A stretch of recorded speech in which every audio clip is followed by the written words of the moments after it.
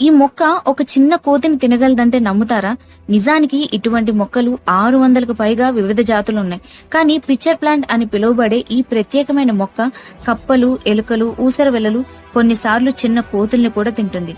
ఇలా లోతుగా round shape లో ఉంటుంది. దాని నుండి ఒక స్వీట్ స్మెల్ వస్తుంది. దాంతో కీటకాలు దీనికి అట్రాక్ట్ అవుతాయి.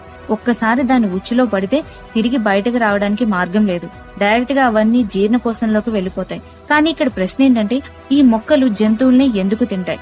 ఇవి తక్కువ పోషకాలు ఉన్న నేలలో పెరుగుతాయి. కాబట్టి అవి బ్రతకడానికి ఆహారంలో తగినంత విటమిన్స్ కావాలి. ఒక బ్రెజిలియన్ అన్వేషకుడు డా సిల్వా తన కళ్ల ముందే ఇలాంటిది ఒకటి జరిగినట్లు చెప్పాడు. ఒక కోతిని తిన్న తర్వాత కొన్ని రోజులకి ఆ మొక్క తిరిగి తెరుచుకుని వాటి ఎముకలను బయటకు వదిలేసిందంట. మరి మీరు ఇలాంటి వాటి గురించి ఎప్పుడైనా విన్నారా?